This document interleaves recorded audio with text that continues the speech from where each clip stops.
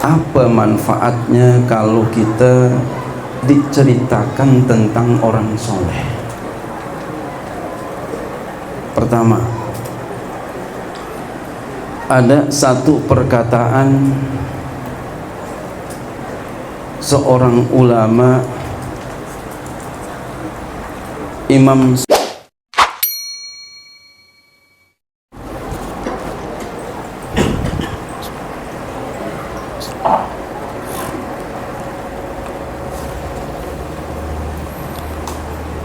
Assalamualaikum warahmatullahi wabarakatuh.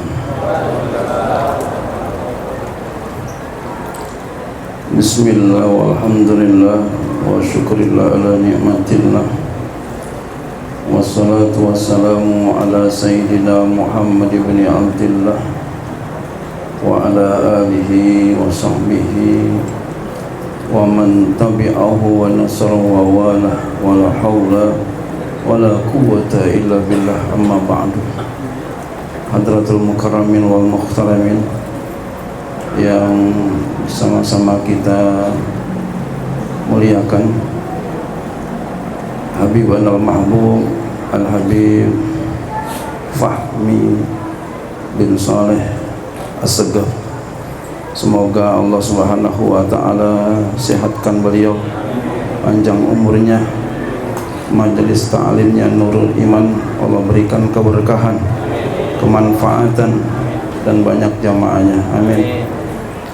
Dan yang sama-sama kita hormati tamu kita dari Hadramaut yang mulia, Fadilatul Syekh Al-Alim Al-Allamah Syekh Mustafa bin Mansur, semoga beliau sehat walafiat, panjang umurnya, berkah ilmunya, amin ya rabbal alamin. Dan yang sama-sama kita hormati guru kita Al-Ustaz Husni, yang sama-sama kita hormati Bang Haji Syukur, sahabat saya, dan yang sama-sama kita hormati Ketua RW kita, encing saya, Bapak Haji Syamsuddin, ya. Semoga beliau sehat walafiat, amin. Dan juga Ketua RT kita, Bapak Nazar, ya. Semoga beliau Allah berikan kekuatan, Allah berikan kemampuan untuk memimpin kampung kita menjadi kampung yang penuh dengan keberkahan, amin ya rabbal alamin. Dan para orang tua, para asatiz yang mohon maaf nama beliau tak dapat kami sebutkan satu persatu, namun tidak mengurangi rasa hormat kami kepada beliau semua. Mudah-mudahan hadirnya kita di tempat, di acara yang mulia ini, Allah Subhanahu wa ta'ala berikan kita keberkahan, amin ya rabbal alamin. Ini udah malam, udah 10:30 ya. Emang mulainya malam ya. Tadi kita sudah dengar, Masya Allah, kisah tentang ulama, kisah tentang orang-orang soleh.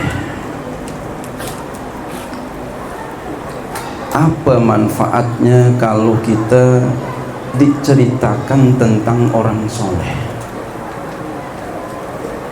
Pertama, ada satu perkataan seorang ulama, Imam Sufyan Ats-Tsauri,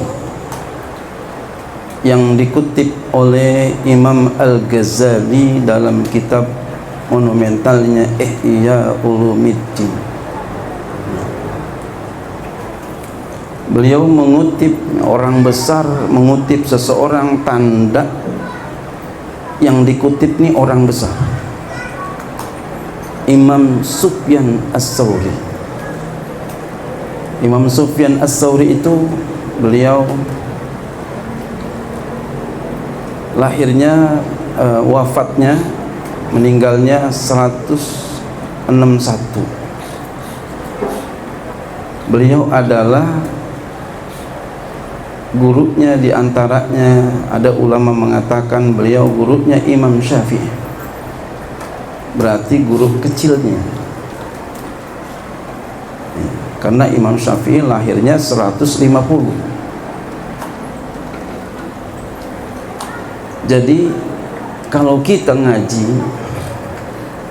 kepada ulama itu tidak mengurangi kehormatan kita, tidak mengurangi kedudukan kita, tidak mengurangi pangkat kita. Umpama kita jadi ustadz masih ngaji, itu kita jadi kiai masih ngaji, saya juga masih ngaji Pak. Imam Syafi'i ngaji,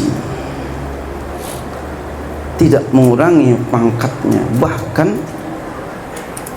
akan memperkokoh kedudukan kita kalau kita ngaji. Kenapa? Bersanad.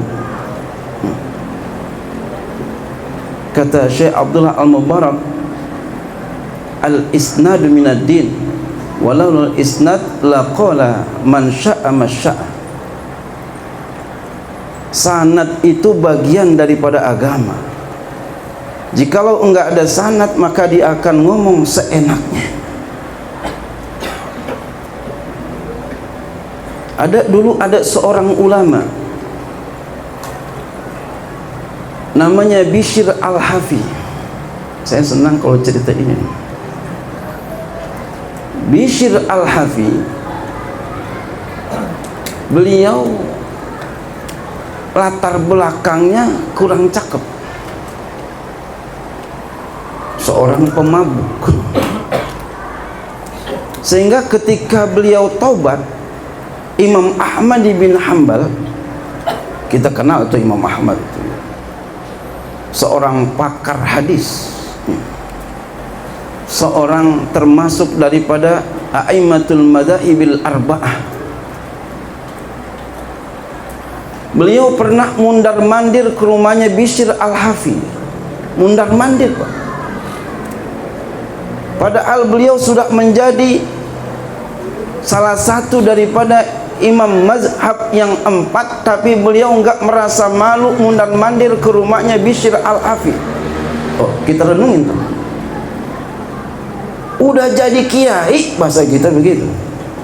Udah jadi ulama, enggak malu duduk ngaji sama orang yang bekas mabuk. Masya Allah. Oh, kalau kita gimana? Tengsin enak aja. Gua kan dari mana-mana buat belajar. Masa gua belajar sama dia, tukang mabuk lagi. Masya Allah.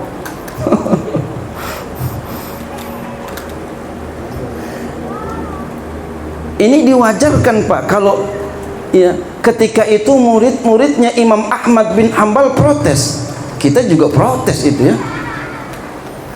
Murid-muridnya Imam Ahmad protes, wahai Imam Ahmad, kenapa engkau mundar-mandir ke rumahnya Bishr Al-Hafi?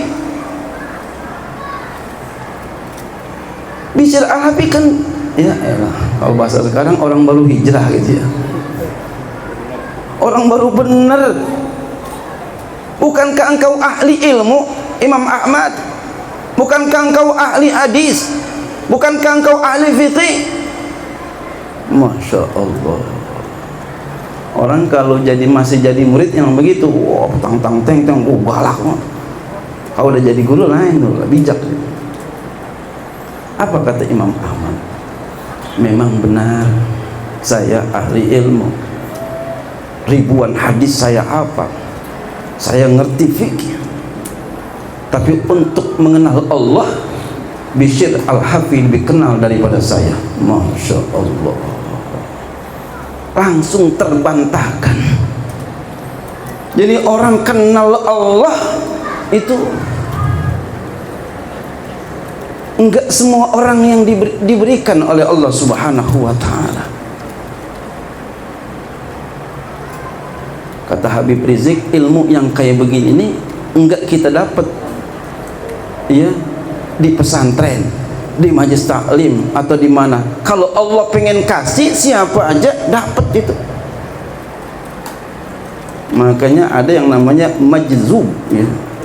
Orang kita bilangnya majdub gitu. Padahal tuh orang kagak ngaji, nggak bisa baca kitab, ngapa jadi begitu ya? Kalau Allah mau ya begitu. Allah kalau udah pengen kasih, nggak perlu siapa dia, berapa banyaknya, di mana dia.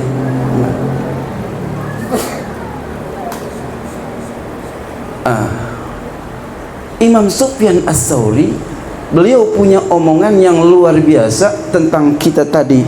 Syekh kita menceritakan tentang ulama, ya, hikayat ulama, perjalanan ulama. Kata beliau, inda zikri solihina tanzilur rahmah.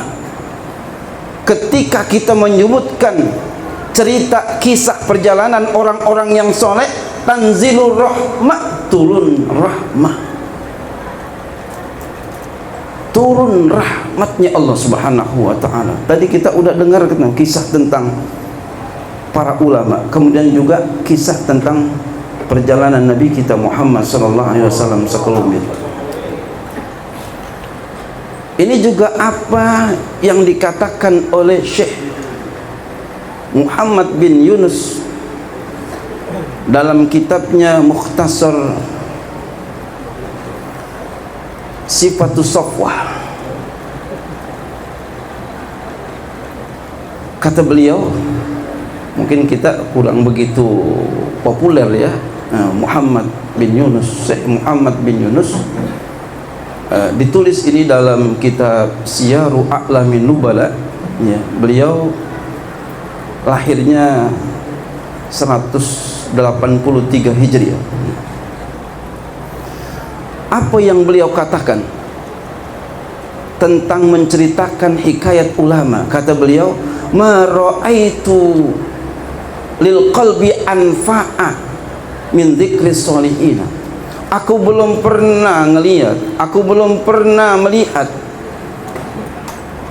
bagi hati yang lebih manfaat daripada menyebutkan perjalanan orang-orang soleh. Jadi ketika kita menyebutkan perjalanan orang soleh, ceritakan tentang orang soleh, sifat orang soleh, apa yang sudah dia lakukan orang soleh, tanzilur rahmah, turun rahmat. Bahkan Imam Abu Hanifah itu beliau adalah seorang ahli ilmu. Meninggalnya beliau, lahirnya Imam Syafi'i 150, itu meninggalnya beliau, lahirnya seorang imam Nasirus Sunnah, yaitu Imam Syafi'i. Perkataan beliau dikutip oleh As-Sakhawi, seorang ulama fakar hadis, ahli sejarah, ahli ilmu. Beliau wafatnya 902. Beliau punya kitabnya namanya At-Tawbih ala Manzammat Tarikh. Dalam kitabnya beliau mengatakan, hikayatus solihina afdalu indi min kasirin minal ilmi. Masya Allah. Kata beliau, cerita hikayat orang-orang yang soleh itu menurutku lebih afdal daripada bicara tentang banyak tentang fikih. Kan cerita tentang fikih keren Pak, hebat tuh, terasa tuh. Tapi masih kalah, kata Imam Abu Hanifah, dengan kita ceritakan tentang perjalanan ulama sebagaimana tadi dikatakan. Masya Allah. Jadi aku yakin bapak-bapak, ibu-ibu sekalian, kita ini insya Allah yakin dapat rahmatnya Allah Subhanahu wa ta'ala. Saya ingin cerita tentang bagaimana Rasulullah Sallallahu Alaihi Wasallam. Nabi itu orangnya Pak kesianan, Raufur Rahim. Kesianan. Kalau kita orang kesianan bukan tuh ya. Ya kesianan, jangan ada kesianan. Jangan diapa-apain, biarin. Nabi itu modelnya begitu, orangnya kesianan. Suatu saat Nabi kita Muhammad sallallahu alaihi wasallam, beliau seorang yang sangat memperhatikan orang-orang yang dipimpinnya. Jadi beliau perhatiin tuh. Beda sama kita, kalau jadi pemimpin jalan aja gitu, kadang lupa sama yang dipimpin ya. Tapi kalau Nabi mikirin tuh orang yang dipimpinnya.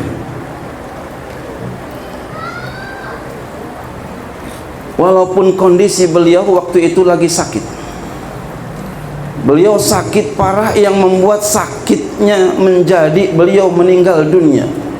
Nabi itu jarang sakit, Bapak Ibu sekalian.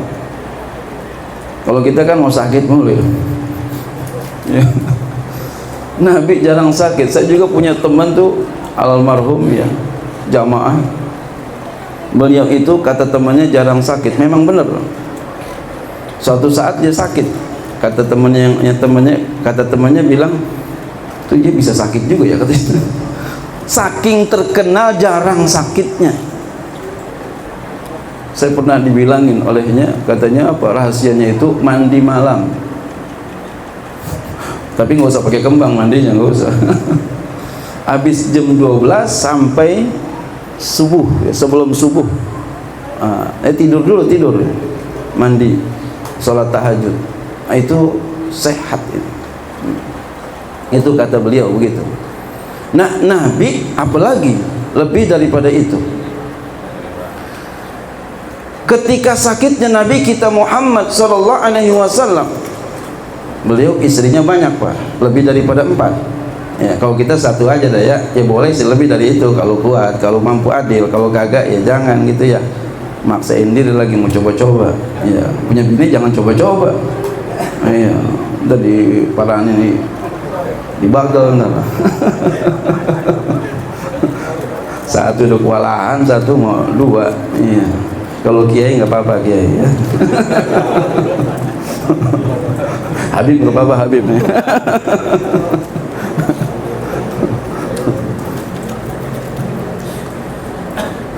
Ketika beliau sedang sakit keras, beliau tinggal di rumahnya selain istri beliau Aisyah. Beliau minta izin kepada istrinya yang lain agar beliau tinggal di rumah istrinya Sayyidatuna Aisyah radhiyallahu anha, radhiyallahu anhuma iya. Karena bapaknya sahabat Nabi Abu Bakar Siddiq. Beliau minta izin agar tinggal di rumah istrinya Sayyidatuna Aisyah. Beliau sakit. Biasa kan begitu kita. Iya. Kalau ada, bukan kita ya, yang lain punya bini 2, 3, 4 nih ya. Kalau sakit itu pasti itu ada pilih. Di rumah di mana kira-kira tuh? Rumah yang mana yang ditinggal? Istri yang mana kira-kira? Yang tua yang muda? Biasanya yang muda katanya. Wah. Pengalaman banget kayaknya. Biasanya yang tua. Tapi kok beliau kepada Sayyidatuna Aisyah, memang beliau lebih muda, tapi lebih dulu beliau nikahnya. Beliau minta izin kepada istri-istrinya yang lain untuk tinggal dirawat di rumah Sayyidatuna Aisyah. Alhamdulillah diizinkan. Ya, memang harus diizinkan, enggak boleh enggak itu ya. Jadi kita kalau punya istri lebih daripada 1 ya, itu nanti ada bab baru tuh yang harus kita pahami dan jalanin. Namanya bab qasam ya. Apa bab gilir tuh. Iya, kalau kagak adil nanti di akhirat jalannya begini. Wah, ketahuan nih orang nih. Ini punya bini kagak adil nih orang nih. Ya, alhamdulillah sini semua satu ya. Biasanya udah meninggal baru ketahuan meninggal. Anaknya pada datang, bininya pada datang. Ya. Nah, kalau Nabi lain ya. Beliau ya khususnya istrinya lebih daripada 4, khusus ini ya. Ketika beliau minta diizinkan, lalu diizinkanlah beliau tinggal di rumah istrinya Sayyidatuna Aisyah. Beliau dibopong, beliau dirampak kiri kanan oleh Abbas ya, oleh Sayyiduna Abbas dan Sayyiduna Ali radhiyallahu anhu. Digotong beliau. Bahkan ketika digotongnya itu, dirampaknya, diceritakan dalam Sahih Bukhari, ini diceritakan oleh Imam Bukhari, kaki beliau sampai ujungnya nempel ke bawah, ke lantai. Menandakan apa? Saking sakitnya beliau. Kemudian beliau adalah seorang yang bukan hanya memerintahkan saja.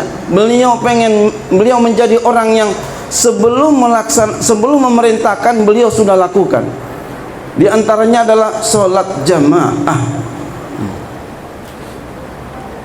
Jadi beliau pengen sholat jamaah. Ketika beliau pengen sholat jamaah, keadaan beliau seperti itu, beliau tetap melakukannya, Pak. Nah, kalau kita kan enggak, kita ada namanya a'zarul jamaah. Sakit, marad itu udah termasuk itu ya. Nah, ini kelasnya beda, Nabi, kelas Nabi. Beliau pengen sholat jamaah walaupun kondisinya seperti itu. Masya Allah. Ini dorongan buat kita biar kita jangan sampai enggak sholat jamaah. Melihat daripada Nabi kita Muhammad sallallahu alaihi wasallam. Sakit Nabi pengen tetap sholat jamaah. Panasnya luar biasa, bahkan diceritakan dalam hadis Sahih Bukhari, panasnya itu saking panasnya sampai bajunya panas. Masya Allah.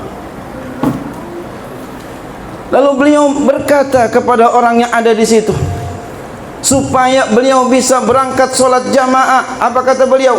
Hariku alayya min sab'i kirabin lam tuhallal awqiyatuhunna la'alli a'adu ilan nas. Kata beliau, hariku alayya, tuangkanlah ke atas kepalaku, min sab'i kirabin, daripada 7 girbah. Masya Allah. Jadi suruh siapin sama Nabi 7 girbah. Satu girbah itu ya tempat air terbuat dari kulit kambing. Nabi suruh siapin 7 girbah. Masya Allah. Pengen sholat jamaah, keadaannya seperti itu, Nabi mesen supaya diguyurin palanya supaya bisa seger, bisa sholat jamaah. Masya Allah. Ini kita badannya sehat, duitnya banyak, jalanannya cakep, bininya cakep, kelupaan. Usahakan jangan sampai rapi ini kesudahan ini ya, habis ini besok kita rajinin sholat jamaah. Ntar kan subuh nih, jangan sampai kesiangan. Habis maulid subuh kagak datang subuh jamaah, jangan sampai. Tapi ini saya lihat tampangnya tampang soleh semua ini. Masya Allah. Amin.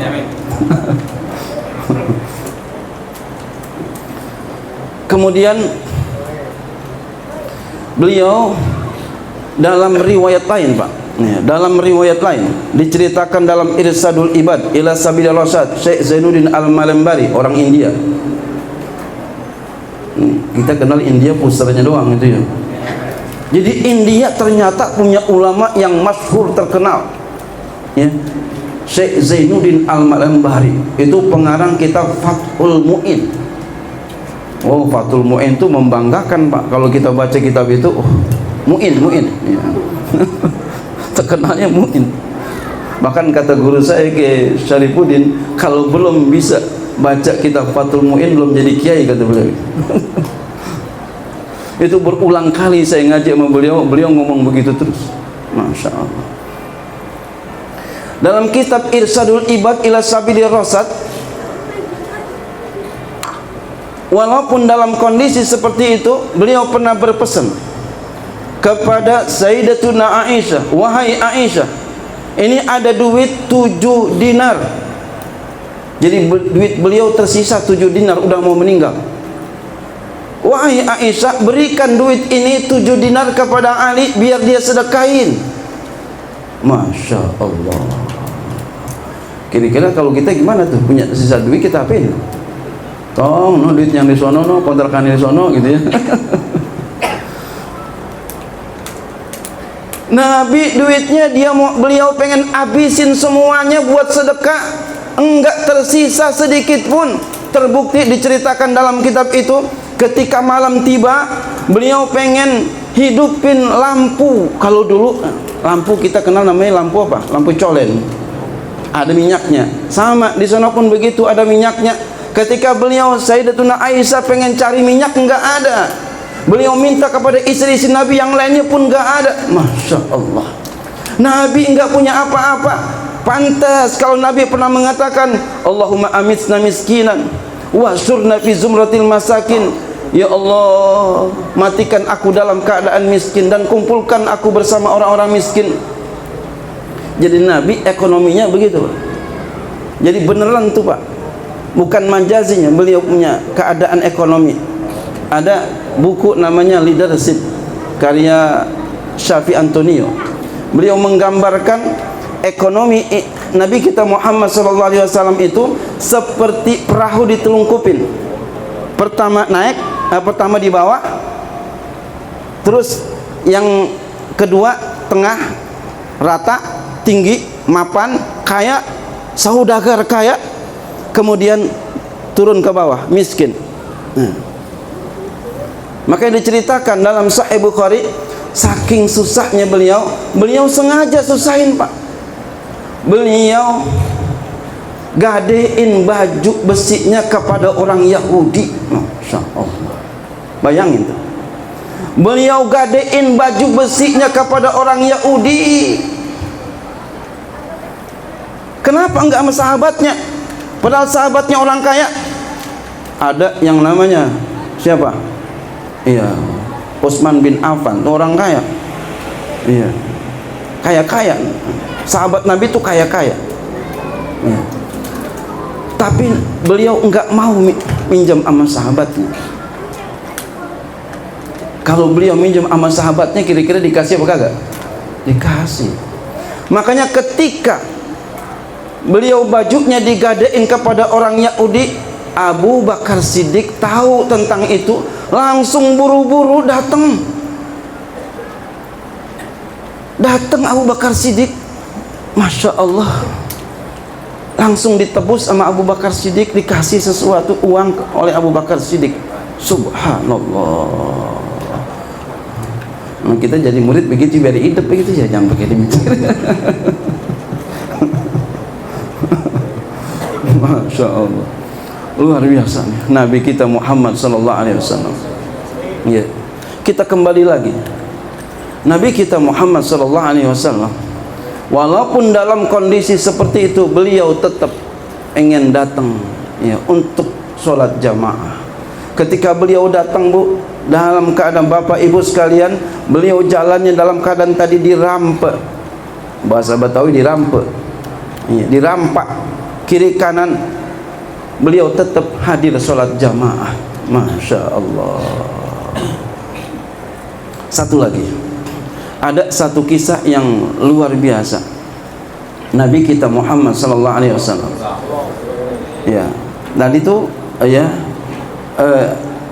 yang tadi saya katakan bahwasanya Nabi orangnya kesianan.